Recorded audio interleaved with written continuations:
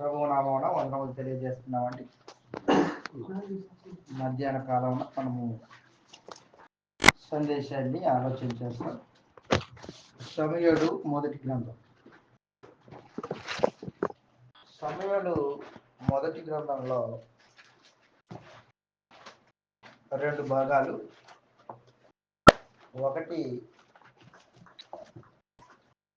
న్యాయాధిపతుల కాలము ముగింపు, 1వ అధ్యాయం నుండి 10వ అధ్యాయం వరకు సమాచారం అది. ఆ తర్వాత రెండవ భాగము ఇశ్రాయేలీల మొదటి రాజు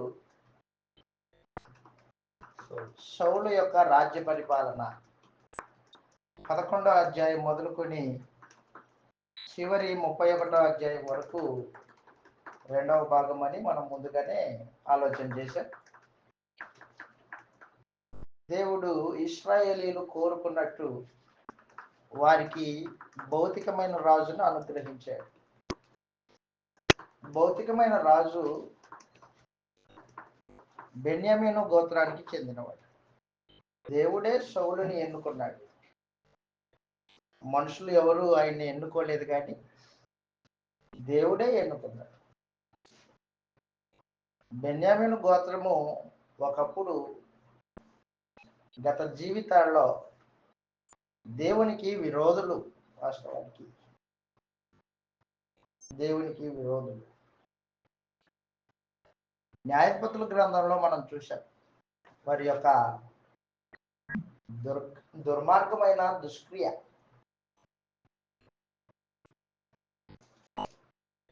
ఆ విషయంలో దేవుడు చాలా బాధపడ్డాడు. వారిని నాశనం చేశాడు కూడా. అలాంటి గోత్రంలో నుండి ఇప్పుడు సౌలుని రాజుగా ఏర్పాటు చేశాడు దేవుడు.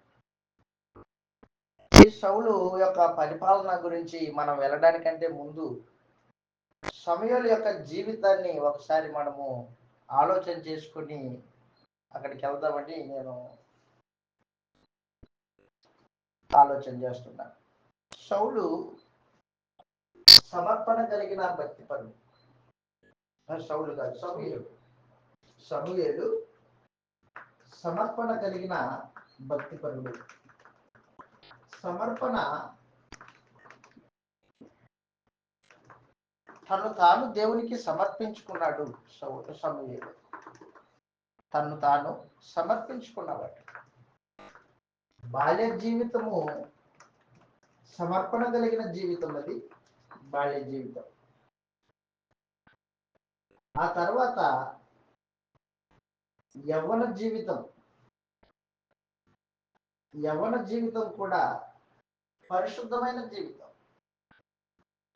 యవ్వన జీవితం తర్వాత కుటుంబ జీవితాన్ని మనం ఆలోచన చేసినప్పుడు కుటుంబంలో పిల్లల విషయమై పొరపాటు ఉంది, వాస్తవమే. అయితే తాను మాత్రము ఎవరికి అన్యాయం చేసిన వాడు కాదు. మధ్య వయస్సు జీవితం.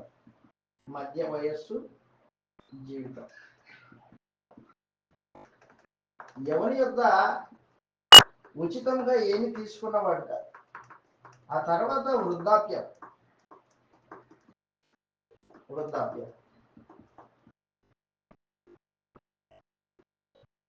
సమర్పణ కలిగిన జీవితం అన్నమాట.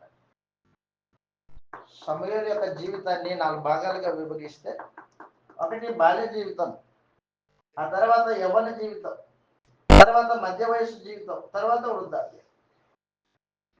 బాల్య జీవితంలో 3 సంవత్సరాలకే యెహోవా దేవునికి మొక్కినవాడు.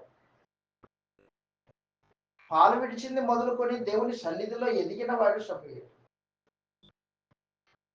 తల్లిదండ్రులు సంవత్సరానికి ఒకసారి వచ్చి ముద్దాడేవారు. ఆ తర్వాత తల్లిదండ్రుల వెంట వెళ్ళిన వాడు కాదు. సంవత్సరానికి ఒకసారి వస్తూ పోతూ ఉంటే బిడ్డ తల్లిదండ్రులు వెంటబడాలి. వాస్తవానికి తల్లిదండ్రులు వెంటబడాలి. ఆ వయసు అలాంటిది.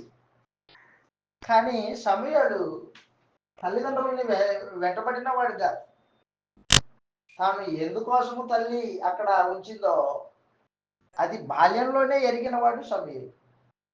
విచిత్రమైన బాలుడు వాస్తవానికి.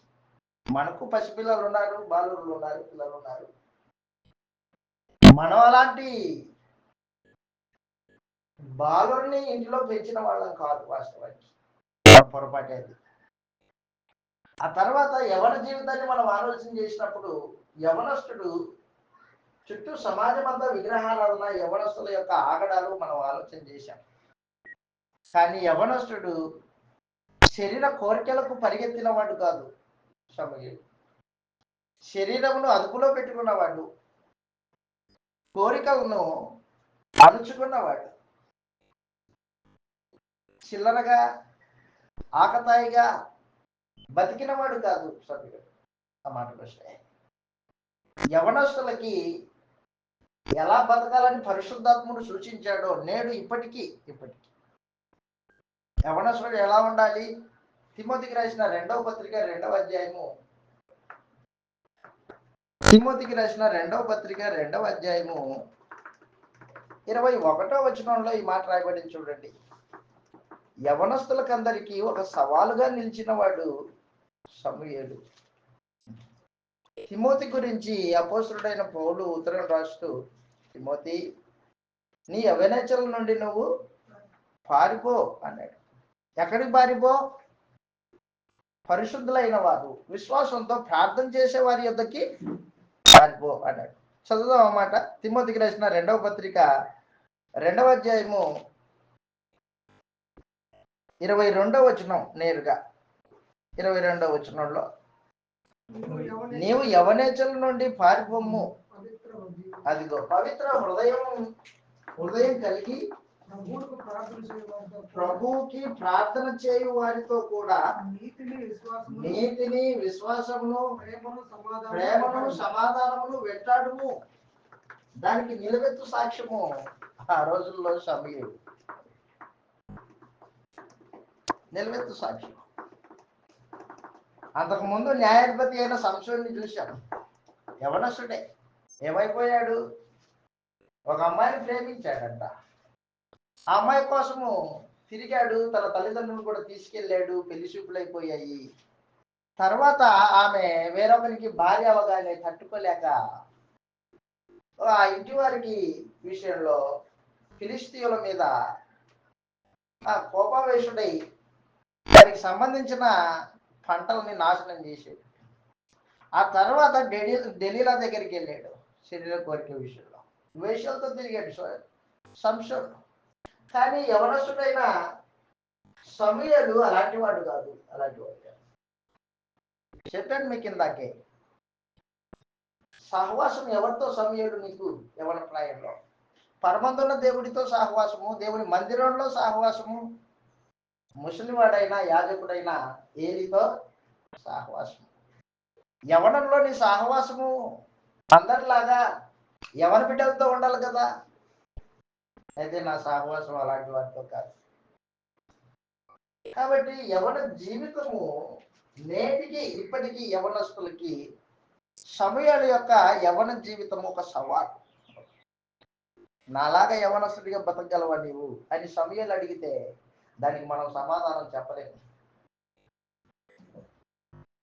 తప్పటడుగులు, లోబడినతనం, దేవుణ్ణి ఎరుగనితనం.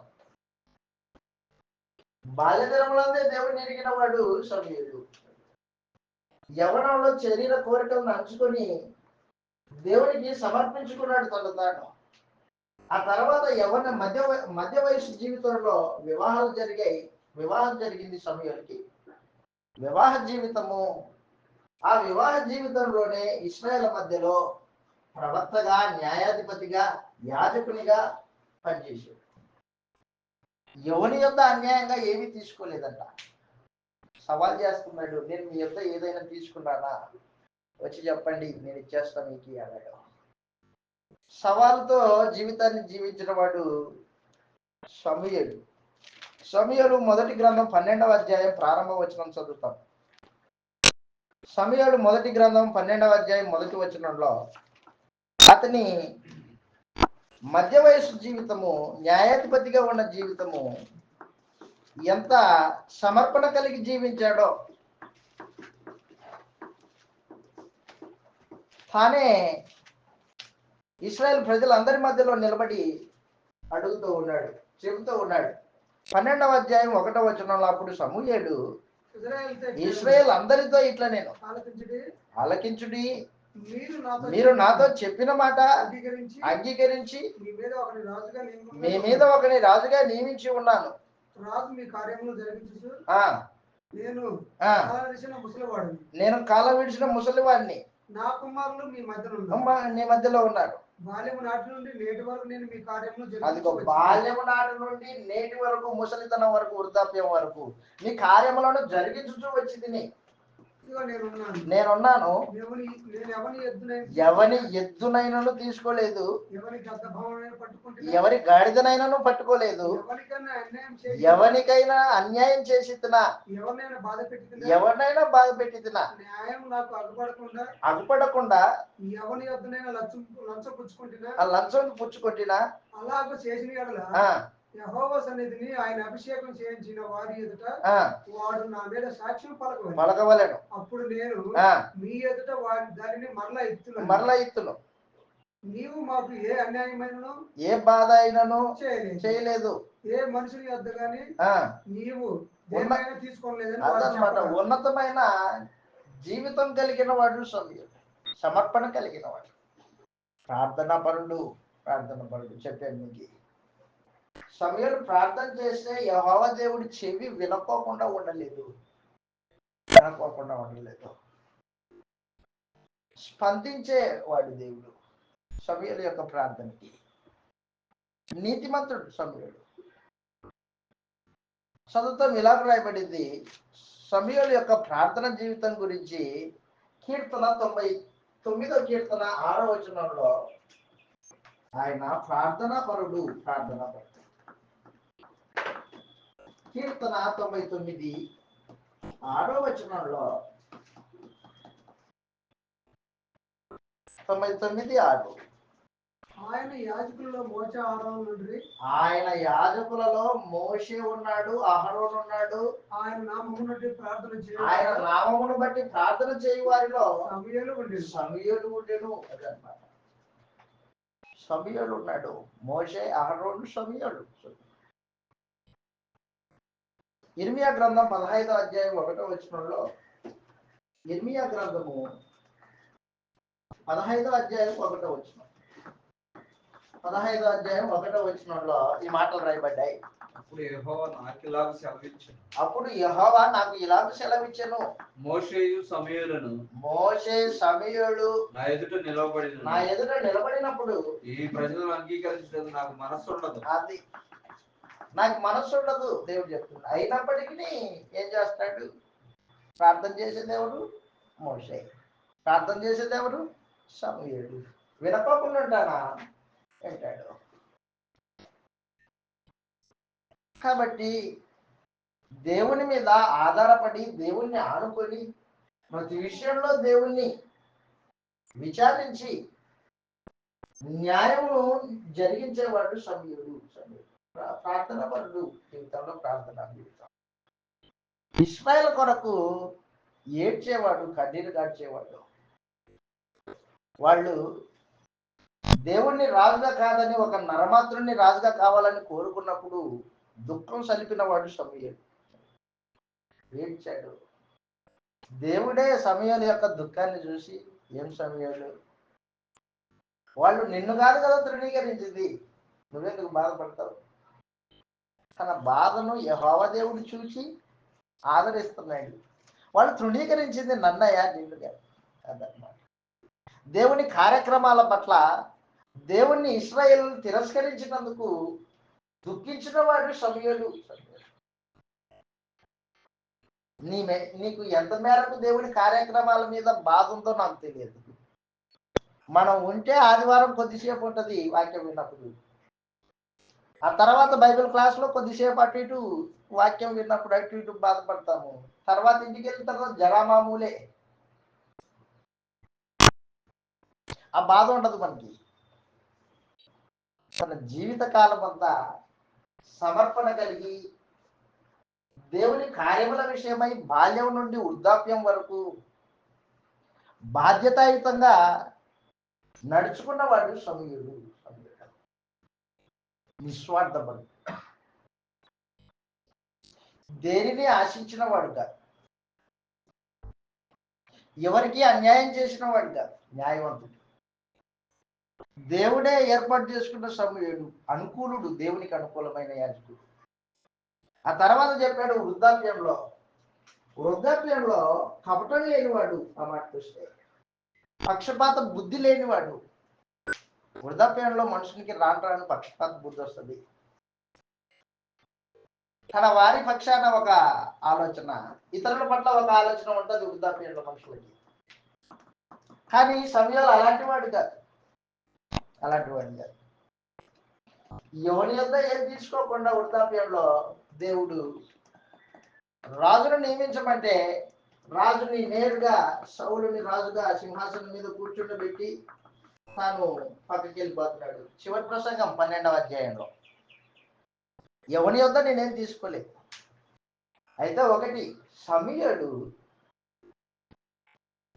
దేవుని యొక్క ఇష్టాన్ని, దేవుని వాక్యాన్ని మనుషునికి నేరుగా చెప్పేవాడు. వాడికి అర్థమయ్యేటట్టు చెప్పేవాడు. ఇదిగో మీరు పాపం చేస్తున్నారు.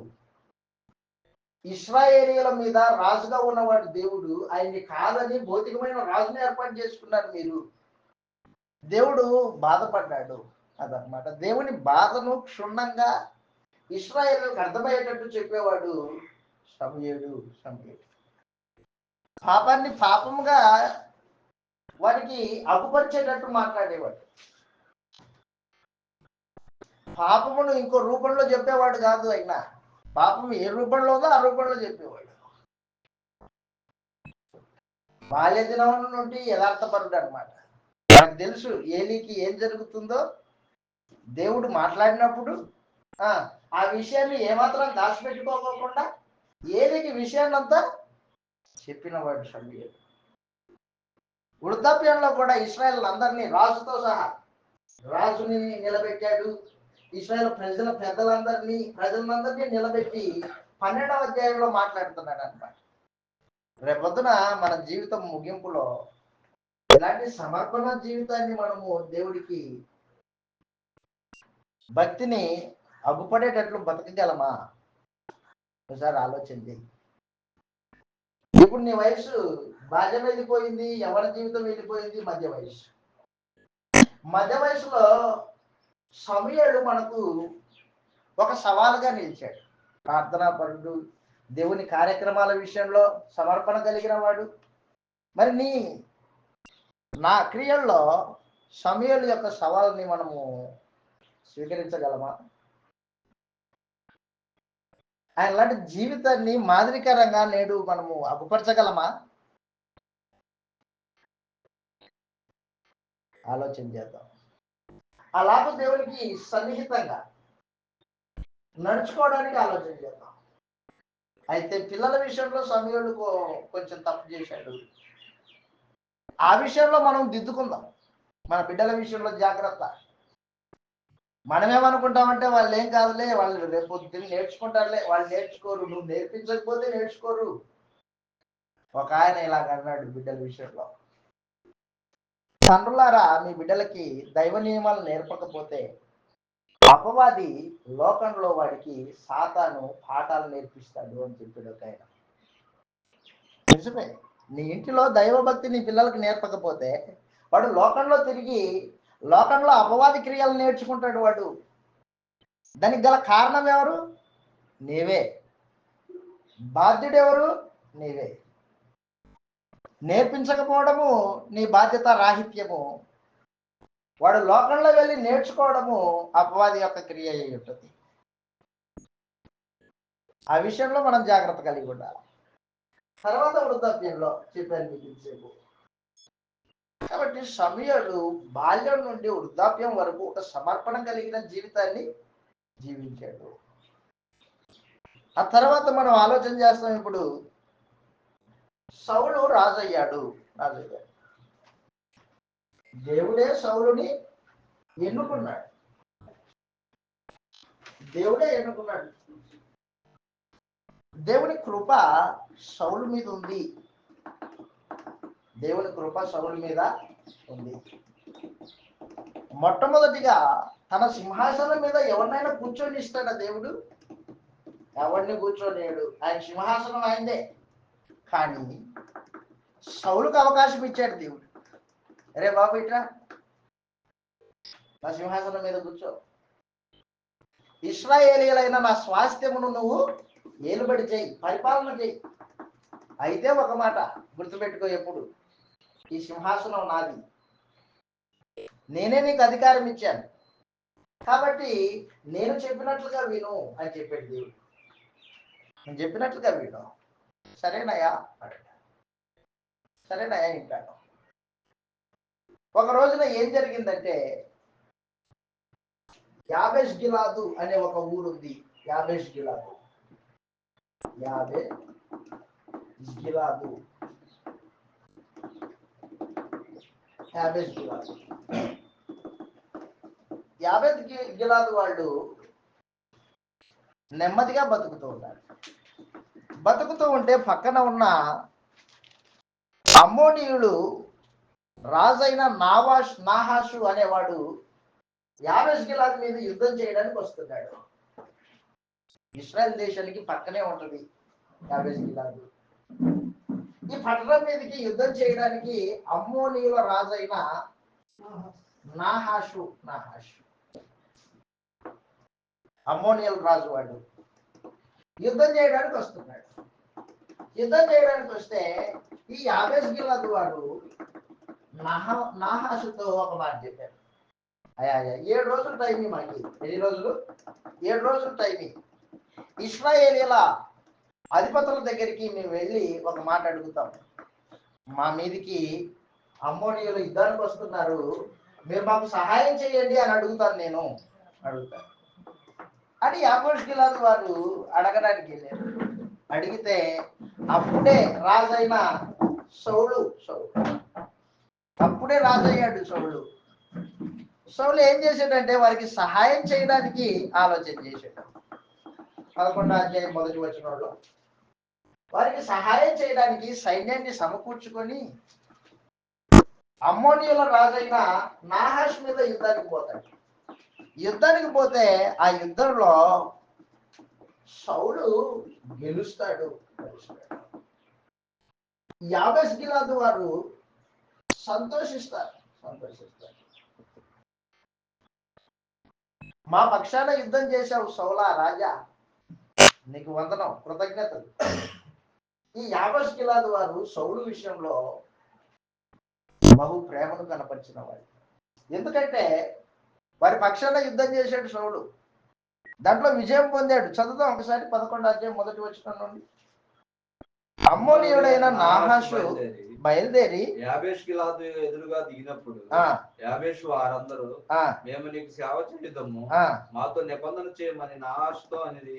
ఇశ్రాయేలు అందరి మీదకి నింద తెచ్చినట్లు మీ అందరి కుడి కన్నులను ఊడదీయుదునని మీతో నేను నిబంధన చేసేదనని అమ్మోనీయుడైన నాహాషు యాబేషు వారి పెద్దలతో చెప్పగా, వారు మేము ఇశ్రాయేలు సరిహద్దులన్నిటికీ దూతలు పంపుటకై 7 దినముల గడువు మాకిమ్ము, మమ్మల్ని రక్షించుటకు ఎవరు లేకపోయినలా మమ్మల్ని మేము నీకు అప్పగించుకునేదమనేది.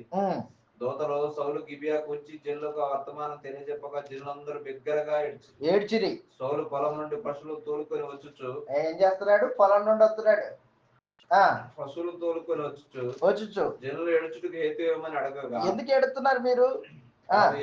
వారు యాబేషు వారు తెచ్చిన వర్తమానం అతని తెలియజేసి సౌలు వర్తమానం వినగానే దేవుని ఆత్మ అతని మీదకి బలముగా వచ్చింది. పరిశుద్ధాత్మ వచ్చాడు. ఎందుకంటే రాజు వచ్చాడు కదా, రాజు అయ్యాడు కదా, అభిషేకం పొందాడు. పరిశుద్ధాత్మ అతని మీదకి బలముగా వచ్చిన అత్యాగ్రహుడై ఒక కాడి ఎడ్లను తీసుకొని తునకలుగా చేసి దేశంలో నలుదిక్కుల దూతల చేత వాటిని పంపి సౌలుతోను సమూయేలుతోను చేరకుండా ఎవడో వాని ఎడ్లను నేను ఈ ప్రకారంగా తునకలు చేస్తానని భయం పెట్టాడు. భయం పెట్టగానే అందరూ వచ్చారు సౌలుతో పాటు. యెహోవా భయం జనుల మీదకి వచ్చిన కనుక ఎవడైనా నిలవకుండా వారందరూ వచ్చి అదనమాట. కాబట్టి అందరూ వచ్చేసారు. యుద్ధంలో గెలిచాడు సౌలు. ఈ యాబేష్ గిలాదు వారిని గుర్తుపెట్టుకోండి. సమూయేలు మొదటి గ్రంథం చివరిలో వీళ్ళు మరలా కనిపిస్తారు మనకి. గుర్తుపెట్టుకోండి. తర్వాత 14వ వచనం చదువుతాం. మొదటి సమూయేలు 11వ అధ్యాయం 14వ వచనంలో మనం గిల్గాలుకు వెళ్ళి రాజ్య పరిపాలన పద్ధతిని మరలా స్థాపించుకున్న సమూయేలు ఏం చేశాడంటే రాజ్య పరిపాలన పద్ధతిని రాయించాడు. రాజ్య పరిపాలన పద్ధతి రాయించి రాజుకు అప్పగించాడు. ఇదిగో రాజా, నువ్వు ఇలాగ పరిపాలన చేయాలి అని చెప్పేసి. ఆ తర్వాత చివరి ప్రసంగం, సమూయేలు యొక్క చివరి ప్రసంగం అది. ఆ చివరి ప్రసంగం 12వ అధ్యాయంలో మనం చదివాం. ఆ తర్వాత 13వ అధ్యాయానికి వచ్చాం. 13వ అధ్యాయంలో సౌలు యొక్క అవిధేయత కనిపిస్తుంది.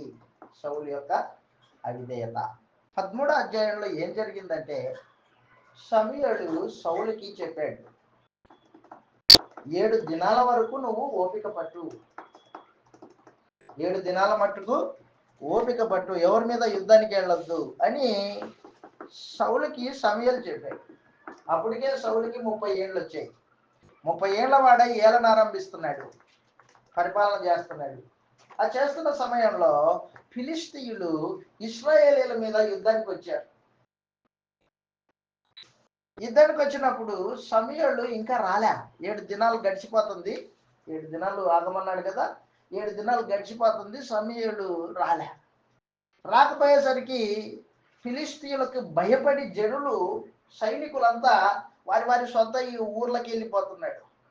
వెళ్ళిపోతూ ఉంటే సౌలు చూసాడు, అరే అంత వెళ్ళిపోతున్నారే, సమూయేలు రాలేదు, 7 దినాలు ఆగమన్నాడు, ఇంకా రాలేదే అని ఎదురు చూస్తున్నాడు. ఎదురు చూసి ఏం చేశాడంటే ఒక పెద్ద పొరపాటు చేశాడు. పొరపాటు ఏంటంటే తాను బలి పశువులను తీసుకొని బలి అర్పించాడు. ఏ గోత్రానికి చెందినోడివి నీవు? బలి అర్పించొచ్చా? పొరపాటు జరిగింది. ఎందుకు పొరపాటు చేసావని అడిగాడు సమూయేలు వచ్చి. అయ్యా, జనులంతా వెళ్ళిపోతూ ఉంటే ఫిలిష్తీయులు వచ్చి మీద పడతారేమోనని నేను ఈ బలి అర్పించాను. అప్పుడే దేవుడు నిర్ణయం అనుకున్నాడు. సౌలుని సింహాసనం మీద నుంచి దించేసి సౌలు యొక్క దాసుడిని తన ఇష్టానుసారంగా ఒక వ్యక్తిని దేవుడు ఏర్పాటు చేసుకున్నాడంట. ఒక తప్పే. కాబట్టి దేవుని మనసు ఎలాంటిదో నీకు అర్థమవుతుందా? 10 తప్పులు కాదు సుమా, ఒక తప్పే. దేవుని కృపను చేజేతులారా. వాళ్ళెవరో వచ్చి మీద పడుతున్నారు. మీద పడితే ఏంటి, నేనున్నాను కదా, సింహాసనం నాది, నేనే నిన్ను కూర్చుండబెట్టాను, అధికారం ఇచ్చాను, కాపాడేవాడిని నేను. కానీ నువ్వేం చేసావు? బలి అర్పించేసావు. మళ్ళీ అర్పిస్తూ ఉండగా సమూయేలు వచ్చాడు. సౌలా, నువ్వు చేసిన పని ఏంటి? అయా, సైనికులంతా పారిపోతూ ఉంటే ఫిలిష్తీయులకు భయపడి పని చేశానండి. దేవుడు సెలవిచ్చిన మాట చెప్తా విను. దేవుడు ఇదిగో నీ సింహాసనం నుండి నిన్ను దించేసి తనకు అనుకూలమైన వాడిని, హృదయానుసారుడైన వాడిని ఒకరిని ఏర్పాటు చేసుకున్నాడు పో అని చెప్పేసాడు. అది 13వ అధ్యాయంలో జరిగిన వాస్తవం. మొట్టమొదటి అవిధేయత. చదువుతూ అక్కడ రాయబడింది 5వ వచనంలో, యుద్ధం చేయుటకై 30,000 రథములను 6,000 గుర్రపు రౌతులను సముద్రపు ధరి నుండి ఇస్రాయేలు విస్తారమైన జనసమూహం సమకూర్చుకొని వచ్చింది. మీరు బయలుదేరి బేతావేలు తూర్పు దిక్కున్న మిక్మాషులో దిగిరి. ఇశ్రాయేలీయులు దిగులు పడుచు వచ్చి తాము ఇరుకులో ఉన్నట్టు తెలుసుకొని గుహల్లోను, పొదల్లోను, మెట్లలోను, ఉన్న స్థలంలోను, కోపంలోను దాగిరి. కొందరు హెబ్రీయులు యోర్దాను నది దాటి గాదు దేశం గిలాదు గిలాదునకు వెళ్ళిపోయి గాని సౌలు ఇంకను గిల్గాలులోనే ఉండెను. జనులందరూ భయపడుచు అతన్ని వెంబడించిరి. సమూయేలు చెప్పినట్టు అతడు 7 దినములు ఆగి సమూయేలు గిల్గాలును రాకపోవుటయు జనులు తన యొద్ద నుండి చెదరిపోవుట చూచి దాన బలులను సమాధాన బలులను ఆయనకు తీసుకొని రమ్మని చెప్పి దాన బలి అర్పించాడు. ఎవరు అర్పించింది? ఎవరు? సౌలు అర్పించాడు. పొరపాటు చేశాడు. తీసుకొని రండి మీ బలులన్నీ, నేను అర్పిస్తాను అన్నాడు. వెర్రోటిగా ప్రవర్తించాడు. అప్పుడు ఏం జరిగిందంటే అతడు దహన బలి అర్పించి చాలించిన వెంటనే 10వ వచనం సమూయేలు వచ్చెను. సౌలు అతన్ని కలుసుకొని అతనికి వందనం చేయడానికి బయలుదేరాడు. సమూయేలు అతనితో నువ్వు చేసిన పని ఏమని అడిగాను. పాపం జరిగిన ప్రతిసారి ఎదురయ్యే ప్రశ్న అది. పాపం జరిగిన ప్రతిసారి ఎదురయ్యే ప్రశ్న, నువ్వు చేసిన పని ఏంటి? ఆదాముని అడిగాడు, నువ్వు చేసిన పని ఏంటి? అవ్వని అడిగాడు, కయ్యూని అడిగాడు దేవుడు. ఇప్పుడు వంతు సమూయేలుకి వచ్చింది, నువ్వు చేసిన పని ఏంటి? సౌలుని అడిగాడు, క్షమించండి. అందుకు సౌలు జనులు నా ఇద్దరు నుండి చెదిరిపోవటయు నిర్ణయ కాలమున నువ్వు రాకపోవటయు ఫిలిష్తీయులు మిక్మషులో కూడి ఉండుటయు చూచి ఇంకను యెహోవాను శాంతపరచక మునుపే ఫిలిష్తీయులు గిల్గాలునకు వచ్చి నా మీద పడుదురు అనుకొని నా అంతట నేను సాహసించి దహన బలి అర్పించాను. అదనమాట. తెలియక కాదు సుమా, సాహసించి. అదనమాట. తెలియక చేశాను కాదు, తెలిసే చేశాడు. సాహసించి బలి అర్పించాడు. పో, ఇంకేం చేసుకుంటావో అన్నాడు. సరే, నేనేం చేసుకుంటానాయా? నేనేం చేసుకునేవాడు దేవుడు. కాబట్టి దేవుని సందేశం చెప్తాను, విను చెవులారా అని సమూయేలు సౌలుకు సందేశం చెప్తున్నాడు.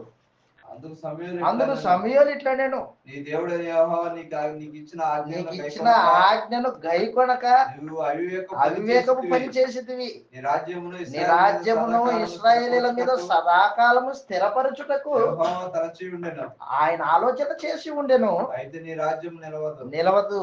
యెహోవా తన చిత్తానుసారమైన మనుషు గల ఒకరిని కనుగొని ఉన్నాడు. నీకు ఆజ్ఞాపించిన దాన్ని గైకొనకపోతివి గనుక యెహోవా తన జనుల మీద అతన్ని అధిపతిగా నియమించును. నువ్వు ఎవడైనా కానీ ఆయన మాట వినాలా. అది దేవుని యొక్క సందేశం. ఏలీ దేవుని మాట విననందుకు, ఏలీ తన బిడ్డల్ని దైవ నియమంలో పెంచనందుకు ఏలీ కుటుంబాన్ని నాశనం చేసి అనుకూలమైన యాజకుల్ని సమూయేలుని ఏర్పాటు చేసుకున్నాడు ఆ రోజున. ఈ రోజున సౌలును సింహాసనం మీద దించేసి దేవుడు తనకు అనుకూలస్తుడైన ఒకరిని ఏర్పాటు చేసుకున్నాడు. పేరు చెప్పలేదు ఇక్కడ, దావీదని. దేవునికి అనుకూలస్తుడు ఎవరు? దావీదు అన్నమాట. అయితే సౌలు విషయంలో దేవుని ఆలోచన ఒక ఉండింది సుమా. స్థిరపరచాలి అని అనుకున్నాడు సౌలుని. కానీ సౌలు తన చేజేతులారా సాహసించి పాపం చేశాడు. ఎవరు బలి అర్పించాలని గ్రంథంలో రాయబడిందో వాళ్ళు బలి అర్పించాలా. నీకేం పని? ఈరోజు నా ఆరాధన కూడా మనుషులు వారికి ఇష్టం వచ్చినట్లు ఆరాధన చేస్తారు. దేవుడు ఏం చెప్పాడో, తన రాజ్యాంగ చట్టంలో ఏం రాయించాడో అది పట్టించుకో. నీ ఆరాధన ఆయన అంగీకరించాలంటే ఆయన చెప్పిన గ్రంథానుసారంగా కార్యక్రమాలు జరగాల. మొట్టమొదటి పొరపాటు సౌలు యొక్క పొరపాటు. అయితే నిర్ణయం చెప్పాడు దేవుడు ముందుగానే, సమూయేలు ద్వారా చెప్పేశాడు, నాకు అనుకూలాన్ని ఏర్పాటు చేసుకున్నపో అని చెప్పేశాడు. అయినప్పటికీ పరమందున్న దేవుడు సౌలుకి మరొక అవకాశాన్ని ఇచ్చాడు. ఆ మాట సెలవిచ్చినప్పటికీ మరొక అవకాశాన్ని ఇచ్చాడు సౌలుకి దేవుడు. సాహసించి చేసిన వాడికి అవకాశం ఇచ్చాడా? అవును, అవకాశం ఇచ్చాడు. పరమందున్న దేవుడు దీర్ఘశాంతం వహిస్తాడు. అయితే మనుషుడికి మారు మనసు పొందడానికి, విధేయతను కనపరచడానికి, భక్తిని ప్రదర్శించడానికి అవకాశం ఇస్తాడు. కానీ దాన్ని తృణీకరించాడు ఆనాడు సౌలు తృణీకరించాడు. 15వ అధ్యాయంలో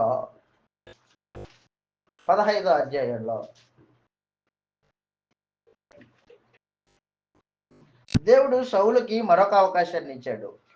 ఒకానొక దినమున ఒకానొక దినమున సమూయేలు సౌలును పిలిచి, ఆ, యెహోవా ఇశ్రాయేలుకు తన జనుల మీద నిన్ను ఆ, రాజుగా అభిషేకించుటకై అభిషేకించుటకై నన్ను పంపెను. యెహోవా మాట వినుము. యెహోవా మాట వినుము. సైన్యములకు అధిపతి యెహోవా సైన్యములకు అధిపతియగు యెహోవా సెలవిచ్చిన మాట విను. అమలేకులకు ఆ, ఇశ్రాయేలీయులకు చేసినది మాకు జ్ఞాపకమే.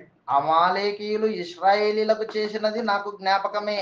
వారు ఐగుప్తులో నుండి రాగానే అమాలేకీయులు వారికి విరోధులై మార్గమందు వారి మీదికి వచ్చిరి కదా. కాబట్టి నీవు పోయి కనికరింపక అమలేకులను హతము చేయుచు, అమాలేకీయులను హతము చేయుచు, పురుషులనేమి స్త్రీలనేమి బాలునేమి పిల్లలేమి ఎద్దునేమి గొర్రెలనేమి అన్నిటినీ హతము చేయము, నిర్మూలన చేయమని చెప్పి చాలు. దేవుడు మరొక అవకాశాన్ని ఇచ్చాడు. 15 అధ్యాయం మొదటి వచనంలో అమాలేకీయులను అందరినీ నాశనం చేయమని దేవుడు చెప్పాడు. అమాలేకీయులు ఇశ్రాయేలీలు ఐగుప్తు దేశం నుండి కనాను దేశానికి ప్రయాణంలో ఉన్నప్పుడు ఈ అమాలేకీయులు బలహీనులైన వారిని, ముసలి వాళ్ళని చంపేశారు. ఇశ్రాయేలీలు దేవుని ప్రజల మీద యుద్ధం చేశారు. ఈ అమాలేకీయులు నా ప్రజల మీద యుద్ధం చేస్తావా, నీకు నాకు యుద్ధం అమాలేకీయులారా అని దేవుడు అమాలేకీయుల గురించి ద్వితీయోపదేశకాండంలో దేవుడు ముందుగానే రాయించాడు. రాజ్యాంగ చట్టంలో ముందుగానే దేవుడు రాయించాడు. చదువుతాం, ఇలాగ రాయబడింది. ద్వితీయోపదేశకాండం 25వ అధ్యాయం 17వ వచనంలో. దానికంటే ముందు నిర్గమకాండం చూస్తాం. వాళ్ళు చేసిన పొరపాటు, అమాలేకీయులు చేసిన పొరపాటు.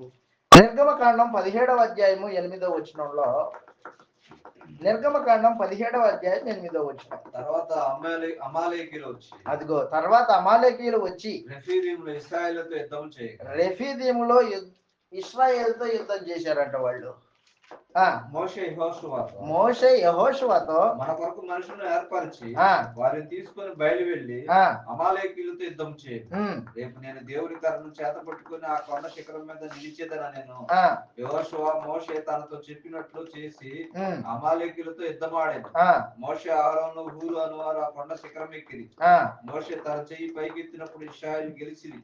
మోషే తన చెయ్యి దింపినప్పుడు అమాలేకీయులు గెలిచిరి.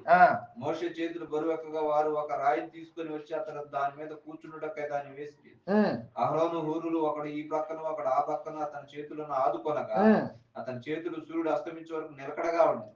అట్లు యెహోషువ కత్తి వాడి చేత అమాలేకీయుల రాజును అతని జనులను జయించిన. అప్పుడు యెహోవా మోషేతో ఇట్లా ఇలాగ చెప్పాను, నేను అమాలేకీయుల పేరు ఆకాశం కింద ఉండకుండా నేను తుడిపేస్తాను గనక జ్ఞాపకార్థము గ్రంథంలో దీన్ని వ్రాసి యెహోషువకు వినిపించుము. రాజ్యాంగ చట్టం అన్నమాట అది. ధర్మశాస్త్రంలోనే దేవుడు ఒక ఆర్టికల్ రాశాడు. ఒక ఆర్టికల్. ఏంటి ఆర్టికల్?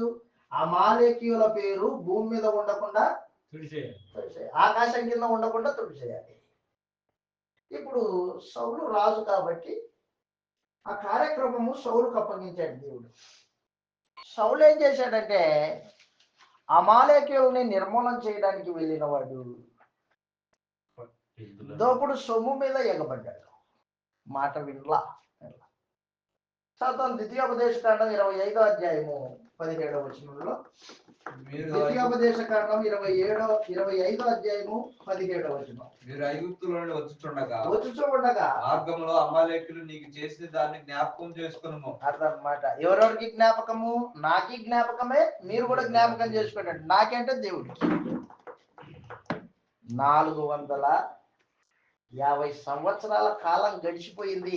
అమాలేకీయులు ఇశ్రాయేలు మీద యుద్ధం చేసి 450 సంవత్సరాలు అయినప్పటికీ దేవుడు అమాలేకీయుల మీద కోపమును అలాగే పెట్టుకున్నాడు. దేవుడు మర్చిపోతాడా?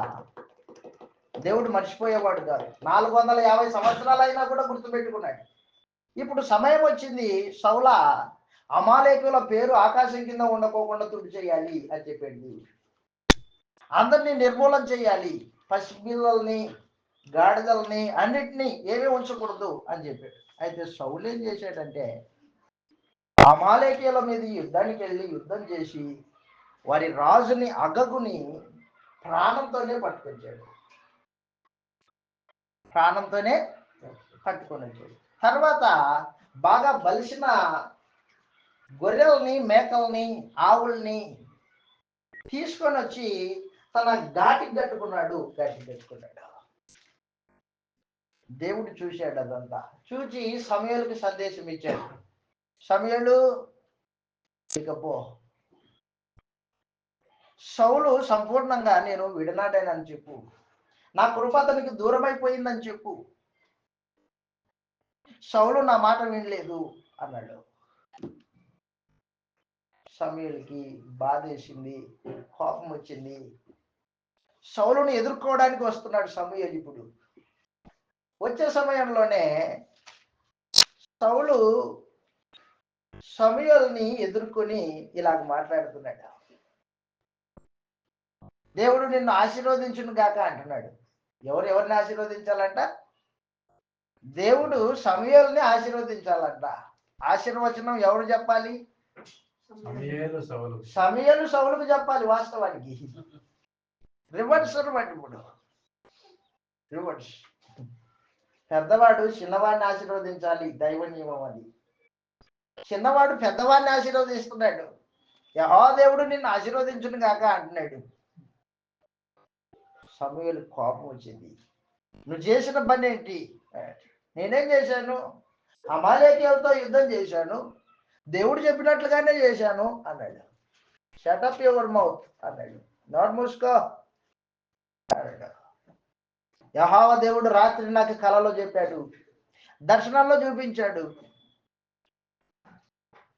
నీవు ఇశ్రాయేలీల బెన్యామీను గోత్రంలో ఉన్నప్పుడు, నువ్వు అల్పుడుగా ఉన్నప్పుడు దేవుడు నిన్ను ఇశ్రాయేలీలకి రాజుగా చేశాడే. ఆయన మాట వినాలి కదా నీవు, కానీ ఆయన మాట వినుకోకుండా నీవు పొరపాటు చేశావు అని చెప్పేసి. నేనేం పొరపాటు చేయలేదయా. మరి ఆ అరుపులేంటి? ఆ గొర్రెల యొక్క మందల యొక్క అరుపులేంటి అని అడిగాడు. అవి ఆ యెహోవా దేవుడికి బలులు అర్పించాలని నీ దాసులైన వాళ్ళు తీసుకొచ్చారు అన్నాడు. దేవుడు బలులు కోరుకుంటాడా? ఆయన మాట వినడం కోరుకుంటాడా? ఆలోచన చెయ్యి. యెహోవా దేవుడికి కావాల్సింది బలులు కాదు, ఆయన మాటకు లోబడడం కావాల, విధేయత కావాలి. నేటికి మానవ జాతికి కొరవైంది ఏంటంటే విధేయత. నేటికి మనకి విధేయత లేదు. ఆ మాటకు వస్తే నేర్చుకోవాల్సింది విధేయత. దేవుడు ఏం చెప్పాడో దాన్ని అలాగే జరిగించాల. ఆయన మాటకు ఏమి కలపకూడదు, ఏమి తీసేయకూడదు. నీ ఆలోచన, నీ భావాలు దేవుని మాటకు కలపకూడదు, ఉద్దేశాలు మార్చకూడదు.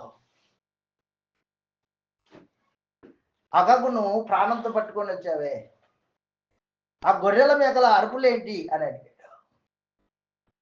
అయ్యా నీ దాసులు దేవునికి బలి అర్పించడానికి తీసుకొచ్చారండి అన్నాడు. అనగానే కోపంతో ఏం చెప్పాడంటే సమూయేలు, చదువుతాం. ఇలాగ రాయబడింది 15వ అధ్యాయము, సమూయేలు మొదటి గ్రంథం 15వ అధ్యాయంలో. నువ్వు మాట్లాడవలసిన పని లేదు, ఆయన తన కృపను దూరం చేశాడు నీకు అని చెప్పేశాడు. 15వ అధ్యాయము 17వ వచనం.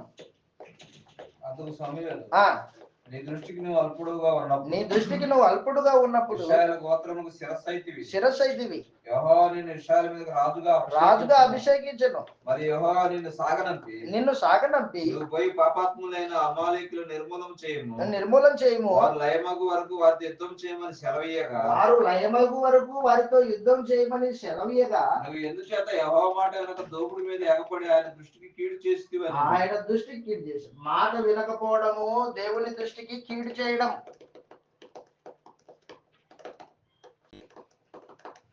అబద్ధమాడావు, వ్యభిచరించావు కాదు. సౌలు చేసిన పాపం ఏంటి? మాట వినకపోవడము, ఆజ్ఞను అతిక్రమించడము. మనమేమంటామంటే అన్ని బైబిల్లో ఉంటాయి, అన్ని చేస్తామా అంటాం.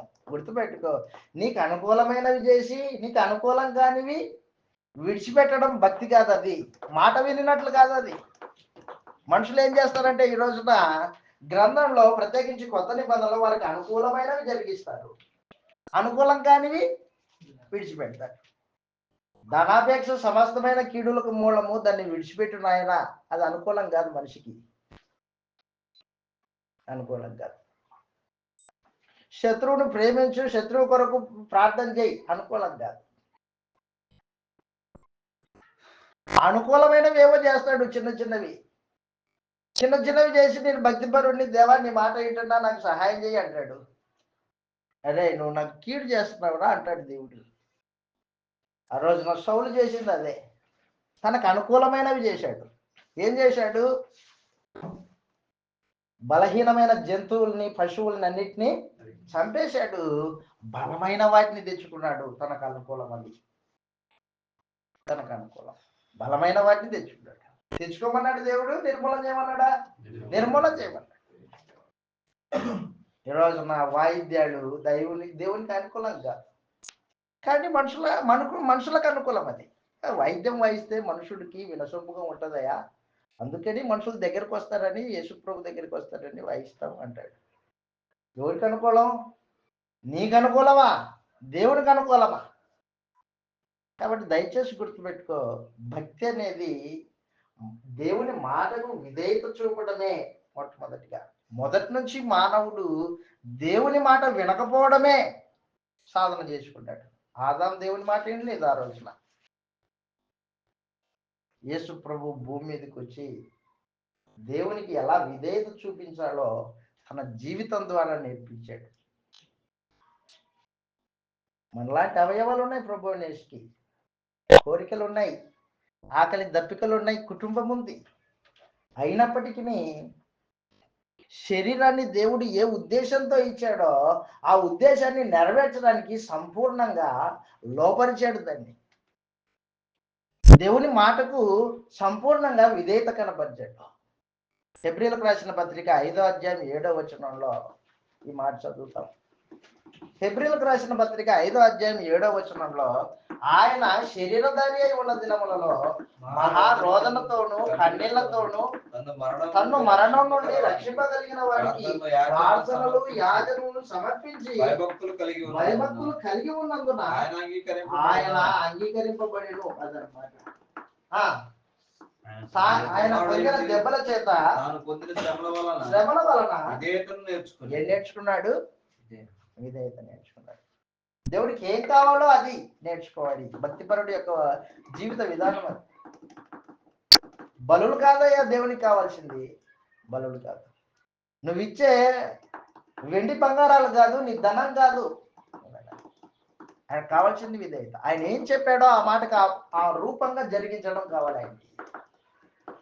ఆ రోజున సౌలు ఆజ్ఞను అతిక్రమించాడు. పేరు ప్రతిష్టల కోసం ఆలోచన చేశాడు, భౌతికంగా ఆలోచన చేశాడు, అవిధేయుడయ్యాడు. దేవుడిచ్చిన అవకాశాన్ని మరలా స్వార్థపూరితంగా ఆలోచన చేసుకుని దోపుడు సొమ్ము మీద ఎగుపడి దేవునికి కీడు చేశాడు. యెషయా గ్రంథం 50వ అధ్యాయము 4వ వచనంలో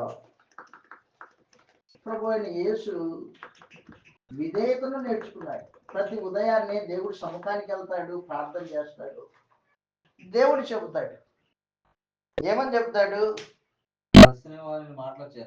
యెషయా గ్రంథం 50వ అధ్యాయం 4వ వచనంలో, అలసిన వారిని మాటల చేత ఊరడించు జ్ఞానము నాకు కలుగునట్లు శిష్యులకు తగిన నోరు యెహోవా నాకు దయచేసి ఉన్నాడు.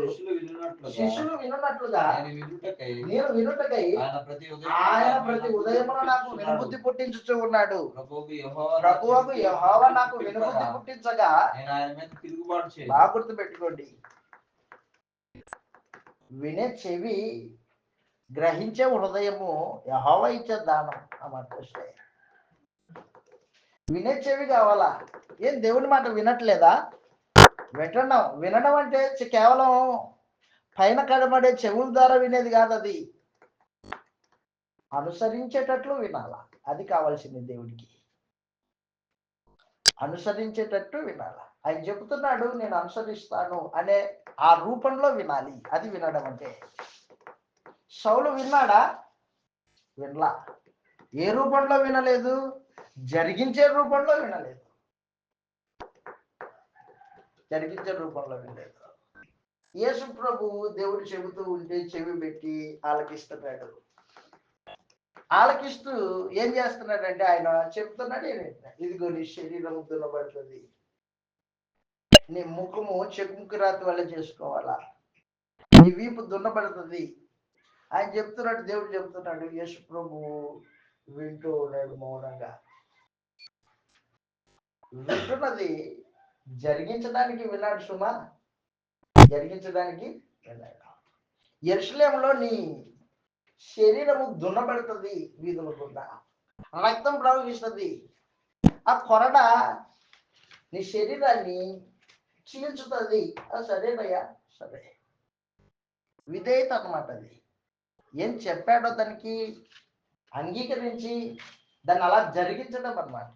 మార్కు సువార్త 10వ అధ్యాయము 33వ వచనంలో, మార్కు సువార్త 10వ అధ్యాయం 33వ వచనంలో యేసు ప్రభువు తన శిష్యులతో మాట్లాడుతున్నాడు. ఇదిగో మనం యెరూషలేమునకు వెళ్ళుచున్నాము, మనం యెరూషలేముకి వెళుతూ ఉన్నాము. మనుష్య కుమారుడు ప్రధాన మార్కు సువార్త 10వ అధ్యాయం 33, 34 వచనంలో మనుష్య కుమారుడు ప్రధాన యాజకులకు శాస్త్రులకు అప్పగింపబడును, వారు ఆయనకు మరణ శిక్ష విధించి ఆయనను అన్యజనులకు అప్పగించెదరు. వారు ఆయనను అపహసించి ఆయన మీద ఉమ్మేసి కొరడాలతో ఆయన కొట్టి చంపేది. అదనమాట. తెలిసి యేసు ప్రభువుకు ముందుగానే తెలిసి దాచిపెట్టుకుంటాడా? ఆహా, దాచిపెట్టుకునేవాడు. తను తాను మరణానికి అప్పగించుకునేవాడు. శరీరం ఒప్పుకుంటుందా? ఒప్పుకోదు. కానీ దాన్ని లోపరుచుకుంటాడు అనమాట. దేవుని వాక్యమును తన జీవితంలో అనుసరించడానికి సంపూర్ణంగా సిద్ధపడతాడు భక్తిపరుడైన వాడు. సౌలు విగ్రహారాధికుడే గాని భక్తిపరుడు కాదు.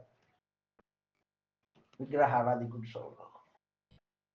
ఈ రోజున మనం ఎవరము యేసుప్రభు ద్వారా, యేసుప్రభు లాగా సంపూర్ణమైన విధేయతను కనపరిచే వాళ్ళమా, లేకపోతే సౌలు లాగా మనకు అనుకూలమైనవి చేసి మనకు అనుకూలం కానివి ఏవో పక్కన పెట్టేసి నడుచుకునే వాళ్ళమా? ఎవరు మనం? దయచేసి గుర్తుపెట్టుకో, మనుషుడు ఎప్పటికీ వినే స్వభావం కలిగి ఉండాలా. వినేది అంటే చెవులతో వినేది కాదు, అది ప్రవర్తించడానికి వినేది. ఇప్పుడు మీరు వింటున్నారు, దేనికోసం వింటున్నారు నాకు తెలియదు. అయితే నేను ఎందుకోసం చెప్తున్నానంటే ఇది మన జీవితంలో ప్రవర్తించాలని చెప్తున్నాను నేను. నా ఉద్దేశం అది. మీరు ప్రవర్తించడానికి కాకపోతే మీరు విన్నది వ్యర్థం. అది ఏంటి, రేపు పొద్దున ఏం పనికిరాదు. రాసుకుంటొచ్చు కావచ్చు, కానీ అది మీరు ప్రవర్తనలో లేకపోతే వ్యర్థమే అది. ఎందుకంటే మనుషులు ప్రవర్తించడానికి వినకపోతే అది నిష్ప్రయోజనం అని చెప్పాడు. చదువుతాం, ఇలాగ రాయబడింది యెహెజ్కేలు గ్రంథంలో వినువారు 4 రకాలు. యెహెజ్కేలు గ్రంథము 33వ అధ్యాయం. యెహెజ్కేలు గ్రంథం 33వ అధ్యాయం 33వ అధ్యాయము 30వ వచనంలో యెహెజ్కేలు దగ్గరికి ప్రజలు వచ్చారంట. యెహెజ్కేలు దగ్గరికి ప్రజలు వచ్చారు. వచ్చి యెహోవా మాట మాకు చెప్పు, మేము వింటాము అంటున్నారంట వాళ్ళు. చదువుతాం 30వ వచనంలో, మరియు నరపుత్రుడా యెహెజ్కేలు, నీ జనులు గోడ దగ్గరను ఇంటి ద్వారమునందు నిలబడి నిన్ను గూర్చి మాట్లాడుతురు. ఒకరినొకరు చూచి పోదాం రండి, యెహోవా యొద్ద నుండి బయలుదేరు మాట ఎట్టిదో చూతము రండని చెప్పుకొనుచున్నారు. నా జనులు రాదగిన విధంగానే నీ దగ్గరకు వస్తారు. నా జనులు అయినట్టుగా నీ ఎదుట కూర్చుండి నీ మాటలు విందురు గాని వాటిని అనుసరించి ప్రవర్తింపరు. వింటారంట, ప్రవర్తించారంట. మరి ఎందుకు వినేది? అంతే కదా. ప్రవర్తించడానికి కాకపోతే వినేది ఎందుకు? వినేవాడు ప్రవర్తించడానికి వినాలి, అప్పుడు ప్రయోజనకరం. వారు నా జనులు రాదగిన విధముగా నీ దగ్గరకు వచ్చి నా జనులైనట్టుగా నీ ఎదుట నా జనులైనట్టు నీ దగ్గరగా కూర్చుంటారు, నీ మాటలు వింటారు కానీ వాటిని అనుసరించి ప్రవర్తించరు. అదనమాట, అనుసరించి ప్రవర్తించరు. వింటారు, ప్రవర్తించరు. మనం ఆ టైపా? మనం ఆ టైప్ అయితే మనకు అవసరం లేదు దేవుని వాక్యం. ఆ రోజున సౌలు విన్నాడు, వినలేదా?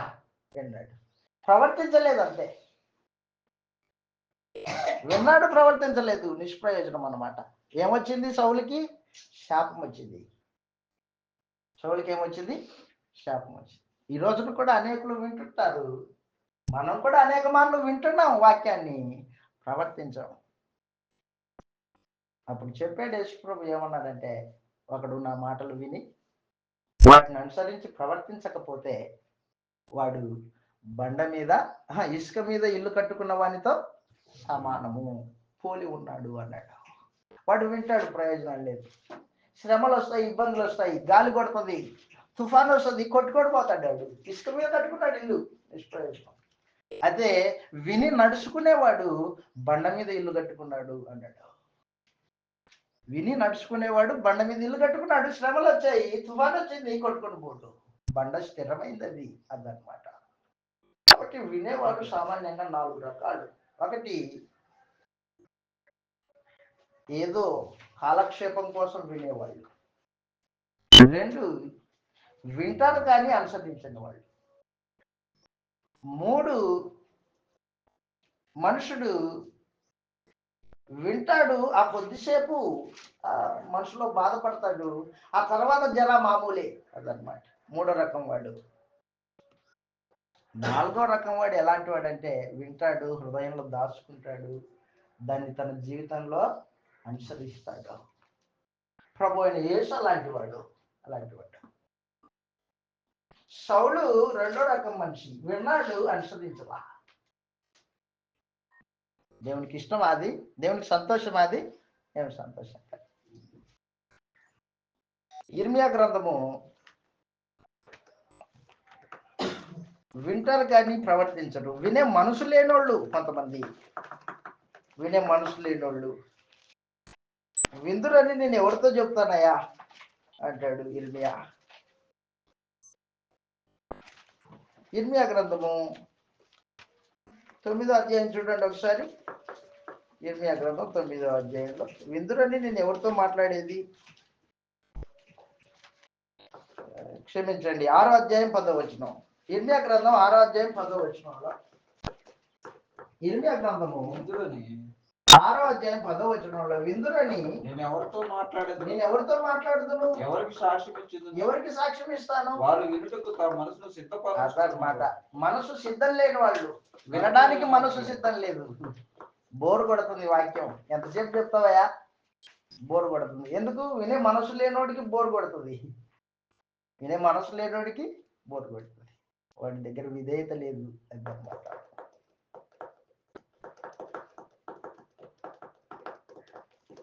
లూకా సువార్త 6వ అధ్యాయం.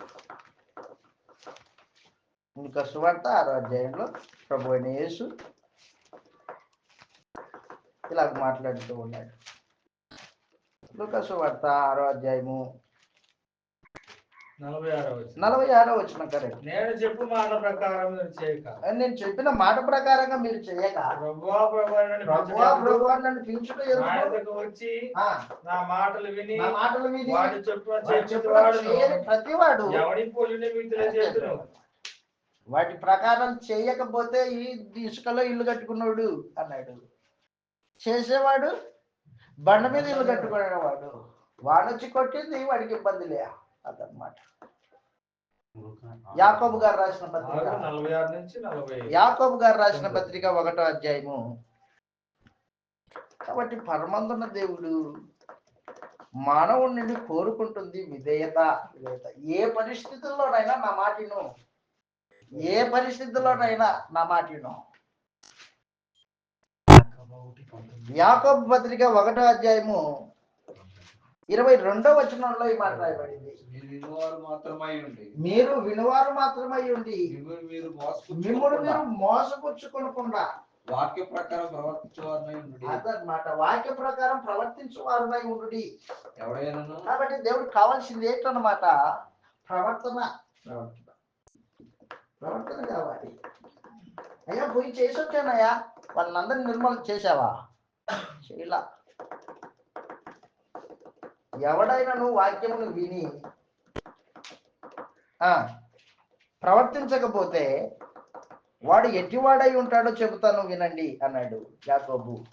ఎవడైనా వాక్యం వినువాడై ఉండి దాని ప్రకారం ప్రవర్తింపని వాడైతే వాడు అద్దంలో తన సహజ మొహం అద్దంలో ముఖాన్ని చూసుకున్నాడు అంతే. వాడు తను చూసుకుని వాక్యం వింటున్నప్పుడు అద్దంలో ముఖం కనిపిస్తుంది, తన తప్పేంటో, తన మనసు ఏంటో, తన అంతరంగం ఏంటో కనిపిస్తుంది వాడికి. అయితే ఆ కొద్దిసేపు చూసుకున్నాడు, బయటికి వెళ్ళగానే అదేమైపోయింది? తాను ఎట్టువాడో మర్చిపోయి మర్చిపోవును కదా.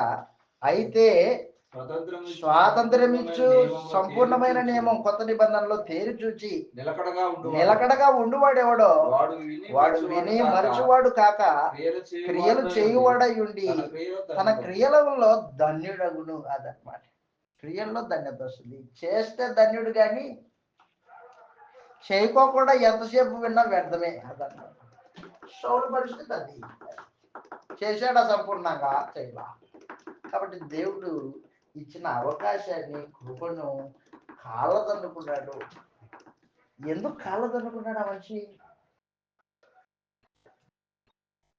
రెండవసారి అవకాశం వస్తే స్థిరంగా నిలబడాలి కదా. ఎందుకు ఆ విషయంలో పొరపాటు చేసిందంటే శరీర సంబంధమైన మనసు కలిగి ఉన్నాడు సౌలు. అదనమాట, పేరు ప్రతిష్టల కోసం ఆలోచన చేశాడు. 2 సంవత్సరాలు రాజ్య పరిపాలన చేశాడు కదా, ఇష్టమైన పరిపాలన చేశాడు. ఆ తర్వాత తప్పు చేస్తే దేవుడే అతన్ని తిరస్కరించాడు. అయితే ఇప్పుడు ఇచ్చిన అవకాశం ఇంకోసారి వస్తుందో రాదు అనుకున్నాడో ఏమో నాకు తెలియదు. తను ఏం చేశాడంటే దోపుడు సొమ్ము మీద ఎక్కబడ్డాడు. పేరు ప్రతిష్టల కోసం ఆలోచన చేశాడు, రాజు గౌరవం కోసం ఆలోచన చేశాడు. అప్పుడు సమూయేలు ఏం చేశాడంటే, ఇదిగో యెహోవా దేవుని పట్ల నువ్వు కీడు చేశావు, బలులు అర్పించుట కంటే ఆజ్ఞను నెరవేర్చుట విషయంలో దేవుడు సంతోషిస్తాడు. నువ్వు విగ్రహారాధన చేసావు అన్నాడు, నీవు సోదె చెప్పు వాడితో సమానము అని చెప్పేశాడు. గుర్తుపెట్టుకో, రాజ్యంలో నీ చేతిలో నుంచి తీసేసి దేవుడు తనకు అనుకూలమైన వానికి అప్పగించబోతున్నాడు. అది 15వ అధ్యాయం. పోతూ ఉంటే సౌలు ఏం చేశాడంటే సమూయేలు యొక్క పై వస్త్రాన్ని పట్టుకున్నాడు. పట్టుకుంటే అది చినిగిపోయింది. సమూయేలు యొక్క పై వస్త్రము చినిగిపోయింది. చినిగిపోతే ఇంకేం చేస్తాడు? ఇక ఒక పక్క పాపము, దేవునికి విరోధంగా. ఇప్పుడు సమూయేలు యొక్క పై వస్త్రాన్ని చింపాడు. అయ్యా అయ్యా అయ్యా నేను పాపినయ్యా. సౌలు సమూయేలుతో, నేను పాపిని, నాతో పాటు బలి అర్పించడానికి రా. నేను రాను అన్నాడు. రాను నీతో పాటు. ప్రాధేయపట్టుకున్నాడు సౌలు, సమూయేలుని ప్రాధేయపడ్డాడు. వెళ్ళాడు బలి అర్పించడానికి. బలి అర్పించడానికి వెళ్ళినప్పుడు కోపంతోనే వెళ్ళాడు సమూయేలు. వెళితే అమాలేకీయుల రాజు అగగు ఏడి అని అడిగాడు సమూయేలు. అగగుని పట్టుకొని వచ్చాడు. పట్టుకొని రాగానే అగగు అనేవాడు నవ్వుతున్నాడు. నేను మరణం నుంచి తప్పింపబడ్డాను కదా అంటున్నాడు. అంటే సమూయేలుకి కోపం వచ్చి పక్కనే కత్తి తీసుకుని తల నరికేశాడు. ఎవరు నరికింది? సమూయేలు. ఎవరిని? అగగుని. తుత్తునీలుగా చేసేదాన్ని అగగు. ఇంకా అయిపోయాక అదే చివరి కలయిక. ఎవరెవరికి? సౌలుకి సమూయేలుకి. అప్పటికి చాలా రోజులు బతికున్నాడు సమూయేలు. సౌలు కూడా బతికే ఉన్నాడు. కానీ ఏ రోజున కూడా సమూయేలుని సౌలు దర్శించలా. అంత విరోధం ఎందుకు వచ్చింది ఆయనకి? అంత విరోధం ఎందుకు వచ్చింది? తప్పు చేశానయ్యా అన్నావు, ఇప్పుడే పశ్చాత్తాపడ్డావు. అది పై పైన పశ్చాత్తాపం అన్నమాట. అది పై పైన పశ్చాత్తాపం. ఆ తర్వాత దేవుడు ఏం చేశాడంటే, ఇష్టుడైన హృదయానుసారుడైన దావీదు యెష్షయి కుటుంబానికి చెందినవాడు. యెషయి కుటుంబానికి చెందినవాడు, యూదా గోత్రానికి చెందిన యెషయి. దేవుడు ఏం చేశాడంటే, సమూయేలు ఎందుకు ఏడుస్తావు, ఎందుకు బాధపడతావు? సౌలు విషయమై బాధపడ్డాడు సమూయేలు. ఇలాంటి వాడినా నేను రాజుగా చేసింది, అయ్యో అయ్యో బాధపడ్డాడు. బాధపడితే దేవుడు ఏం చేశాడంటే, ఎందుకు ఏడుస్తావు, ఏడ్చొద్దు, పదా ఇంకొకరిని అభిషేకం చేయి అని దేవుడు యెషయి ఇంటికి సమూయేలుని పంపించాడు. యెషయి ఇంటికి సమూయేలుని పంపించాడు. యెషయి ఏ ఊరి వాడు? బెత్లెహేమీయుడు. బెత్లెహేమీయుడు యేసు ప్రభు పుట్టిన ఊరు అది బెత్లెహేము. దావీదు సొంత ఊరు. బెత్లెహేములో యెషయి అనేవాడు ఉన్నాడు. అతని దగ్గరికి వెళ్ళు, అతని కుమారుల్లో ఒకరిని రాజుగా నియమించు అని చెబితే సమూయేలు భయపడుతున్నాడు. ఇప్పుడు ఎవరికి? సౌలుకి భయపడుతున్నాడు. అయా సౌలు నన్ను చంపేస్తాడేమో అని తెలుస్తుంది. ఫలానాన్ని రాజుగా అభిషేకం చేశాడు సమూయేలు అని తెలుస్తుంది, నన్ను చంపేస్తాడు సౌలు అని. లేదు పో, నేను ఉండను పో అని దేవుడు. అప్పుడు ఏం చేశాడంటే, ఒక బలి పశువుని తీసుకొని, మేకపిల్లని తీసుకొని బెత్లెహేముకి వెళ్ళి అక్కడ తాను ఒక బలి అర్పించి యెషయి ఇంటి వారిని పిలిచాడు, నాతో పాటు భోజనానికి రండి అని పిలిచాడు. అప్పుడంతా భోజనాలు అయిపోయినాయి, బలి అర్పించేది అయిపోయింది. అప్పుడు సమూయేలు నేరుగా యెషయి ఇంటికి వచ్చాడు. యెషయి ఇంటికి రాగానే అక్కడ ఉన్న ప్రజలంతా భయపడిపోతున్నారు. ప్రవక్త ఆ ఊరికి వచ్చాడంటే భయం అన్నమాట. సమాధానంగా వచ్చుచున్నావా అని అడిగారు. సమాధానంగా వస్తున్నాను, మీకేం కాదులే అన్నాడు. అప్పుడు నేరుగా యెషయి ఇంటికి వెళ్ళి యెషయి దగ్గర కూర్చొని, యెషయి నీ కొడుకుల్ని పిలిపించు అన్నాడు. పెద్దోడిని పిలిపించాడు. పెద్దోడు ఎత్తని దేహ దారుణ్యం కలిగిన వాడు. సమూయేలు అనుకుంటున్నాడు, ఇతడే దేవుడు కోరుకున్నవాడు అనుకున్నాడు. అయితే దేవుడు సమూయేలుతో అంటున్నాడు, నేను ఇతన్ని తృణీకరించాను అన్నాడు. మనుషులు లక్ష్య పెట్టు దాన్ని యెహోవా లక్ష్య పెట్టడు. మనుషులు 5 రూపాయలు చూస్తాను కానీ నేను అంతరంగాన్ని చూస్తానని దేవుడు చెప్పాడు. అతను తృణీకరించాడు. ఆ తర్వాత ఇంకో అతను వచ్చాడు, రెండో వాడు. అతన్ని చూశాడు. అతనేమో అనుకున్నాడు సమూయేలు, ఇతడు కూడా కాదని చెప్పేసి. అలాగా 7 మంది కుమారులు యెషయికి 7 మంది వచ్చి సమూయేలు దగ్గర నిలబడితే 7 కాదన్నాడు. సమూయేలు తల దించుకొని కిందికి యెషయితో, నీకు ఇంకా ఎవరైనా ఉన్నారా కొడుకులు అన్నాడు. ఉన్నాడా, ఒకడు కడాపడ్డవాడు గొడ్లు కాసుకుంటున్నాడు అన్నాడు. గొడ్లు కాసుకున్నాడు ఎర్రటోడు అన్నాడు. పిలిపించాడు. కొట్టి మనిషి వచ్చాడు. పిలిపించగానే దేవుడు, ఇదిగో ఇతనే నేను ఏర్పాటు చేసుకున్న రాజు, అతన్ని అభిషేకం చేయి అన్నాడు. దావీదుకి దేవుడు వారి అన్నల ఎదురుగానే అభిషేకం చేశాడు అన్నమాట. అన్నల ఎదురుగానే అభిషేకం చేశాడు. ఇప్పుడు దావీదు రాజు అయ్యాడు. అయితే సింహాసనం మీద కూర్చోలేదు సుమా, అభిషేకం మాత్రమే పొందాడు. సింహాసనం మీద కూర్చోలేదు. సింహాసనం మీద కూర్చోవాలంటే సౌలు చనిపోవాలి. ఇక్కడి నుంచి దావీదు యొక్క క్యారెక్టరు మనం నేర్చుకుంటాం. 16వ అధ్యాయం నుండి చివరిగా 31వ అధ్యాయం వరకు దావీదు యొక్క క్యారెక్టర్ చూస్తాము. సౌలు యొక్క పతనాన్ని కూడా చూస్తాం. సౌలు యొక్క పతనము, దావీదు యొక్క అభివృద్ధి. పరమందున దేవుడు సమూయేలు మొదటి గ్రంథంలో ఏం చేశాడంటే, దావీదును రాజుగా నియమించడానికి, దావీదు సంతానంలో నుండి యేసు ప్రభువుని తీసుకురావడానికి ఏర్పాట్లు చేస్తున్నారు అన్నమాట. అది ఆ గ్రంథం చదువుతున్నప్పుడు దేవుని యొక్క ఆలోచనని మనము గుర్తించి చదవాలా. బ్రేక్ తీసుకుందాం. మరలా వచ్చిన తర్వాత దావీదు అభిషేకాన్ని చదివి బ్రేక్ తీసుకుందాం. తర్వాత దావీదు యొక్క అభివృద్ధి గురించి మాట్లాడుకుంటాం. సౌలు యొక్క పతనాన్ని గురించి మాట్లాడుకుంటాం. సమూయేలు మొదటి గ్రంథం 16వ అధ్యాయం. సమూయేలు మొదటి గ్రంథం 16వ అధ్యాయము 10వ వచనం చదువుతాం. యెషయి తనకు 7 కుమారులను, యెషయి తన 7 కుమారులను సమూయేలు ఎదుటికి పిలవగా, సమూయేలు యెహోవా వీరిని కోరుకొనలేదని చెప్పి నీ కుమారులందరూ ఇక్కడ ఉన్నారా అని నీ కుమారులందరూ ఇక్కడ ఉన్నారా అని యెషయిని అడుగగా అతడు ఇంకను కడసారి వాడున్నాడు, అయితే వాడు గొర్రెలను కాయచున్నాడని చెప్పాడు. గొర్రెలు కాయచున్నాడని చెప్పాను. అందుకు సమూయేలు పిలవనంపించుము, అతడు ఇక్కడికి వచ్చే వరకు కూర్చుందామని యెషయితో చెప్పగా అతడు వాడిని పిలవనంపించి లోపలికి తోడుకొని వచ్చెను. అతడు ఎర్రని వాడును చక్కని నేత్రములు గలవాడును చూచుటకు సుందరములైన వాడునై ఉండెను. అతడు రాగానే నేను కోరుకున్నవాడు ఇతడే, అభిషేకించుమని యెహోవా సెలవీయగా సమూయేలు ఆ తైలపు కొమ్మును తీసి వాడికి అభిషేకం చేశాడు. యెహోవా ఆత్మ బలముగా వచ్చెను, దావీదు మీదకి బలముగా వచ్చెను. తర్వాత సమూయేలు లేచి రామ పట్టణానికి వెళ్ళిపోయాడు. కాబట్టి దేవుడు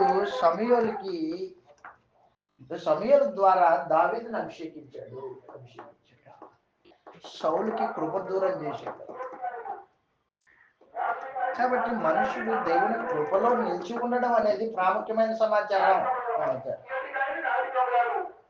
మనుషులు దేవుని కృపలో నిలిచి ఉండాలి. మరలా వచ్చిన తర్వాత సంగతులు ఆలోచన చేద్దాం.